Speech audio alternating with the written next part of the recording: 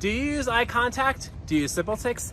In this video, I'm going to show you how you can set up SimpleTix so every time somebody buys a ticket, they go in as a subscriber into your iContact account. That way you can do email marketing to them in the future. All right, let's get started. All right, this is the iContact homepage, and let's look at the pricing. So if you have 1,500 subscribers on your list, it would be $23 a month. And let me show you what you get with the free plan over here. So for the free plan, you're allowed 500 contacts and you can send up to 2,000 emails per month. That's pretty much like one a week. All right, so let's dive right in. I've already created my iContact account. This is it right here. And the very first thing I want to do is I want to change my list name. So I'm going to go over to contacts and I'm going to click on lists. And it's going to say my first list. I'm going to go ahead and click on that. I'm going to change this to say SimpleTix orders. And I'll put this down here as well. And I'll click on save. That way I know that all of the orders here came from SimpleTix. That's the very first step. Now the next step is I am going to go over to my settings and billing. And I'm looking for contact or iContact integrations. I'll click on that. And here's Zapier. I'm going to click on enable here. And here's some information. I'm going to copy and paste this information into Zapier. So my next step is to log into my Zapier account. And it says right here, make a Zap. So I'll type in SimpleTix here because that's going to be the origin. Someone's going to place an order on SimpleTix and it's going to go into iContact. Click on iContact there. What is the trigger? The trigger will be a new order.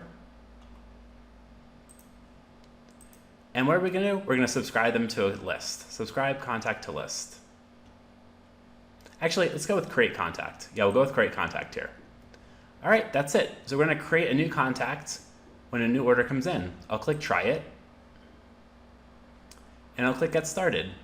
All right, so I'll have to connect a couple different accounts. The first thing is to connect my SimpleTix account. So I'll choose connect here. I'll log into SimpleTix. And I have a couple different domains. Let me choose the right one. And I'll click allow access. So this right now is giving Zapier access to our SimpleTix account. Awesome, now click next. And the order status will be order complete. Awesome, now let's connect our iContact account. I'll click connect here. And we're gonna paste some information from iContact into Zapier.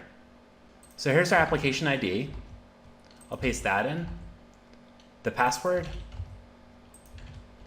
and now the username. I'll click continue, and now I'll click next. So at this point, Zapier has access to my SimpleTix account, and it has access to put those contacts into my iContact account. I'll click next, and I'll choose my folder here. All right. Now let's figure out how we're going to put these people into iContact. We'll go with these defaults here. I'll choose next. All right, so here we'll choose our list. And it should say SimpleTix orders. That's the one we just changed. If you haven't changed this, it'll say my first list. That's the default. And all these information pieces are coming directly from SimpleTix now. So the email address, first name, last name, city, state, postal code. All right, I'll click next here. I will choose send a test. And I'll click next again. And I will turn on this Zap. All right, the Zap is now live. Let's do a test order. So here's my event page. I'll get one ticket. I'll put some information in here. And I will click purchase. Now my order is complete. Let's make sure it went into my Zapier account. The first thing I can do is go into Zapier and click Manage Zap, and let's look at the history. We can do that first. I'll click on Zap Runs to see if it's been run. And this is the order that just happened. Let's take a look at my iContact account now. I'll go to Dashboard. I can see my contacts here. I'll click on Contacts, and here is the last order that I just made. I notice that first name and last name are missing. Let's go ahead and adjust those now. I'll go back to Zaps here. This is my iContact Zap. And I want to make an edit to it. I want to edit this create contact. And over here, first name and last name are missing. So I'll choose to edit it. I'll click edit draft.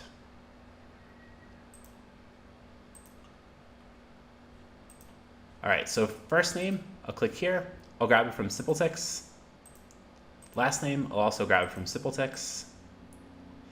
And you can also grab the business name. Some organizations and SimpleTix do require the organization name, and you can go ahead and select it too. So I'll type in organization name here.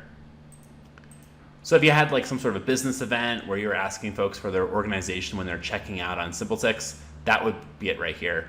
Even if you're not asking for that and you put it here, don't worry, you won't have any kind of an error, you're fine. And that's it. I'll click continue. I'll click skip test. And I'll click publish. And I'll click publish again.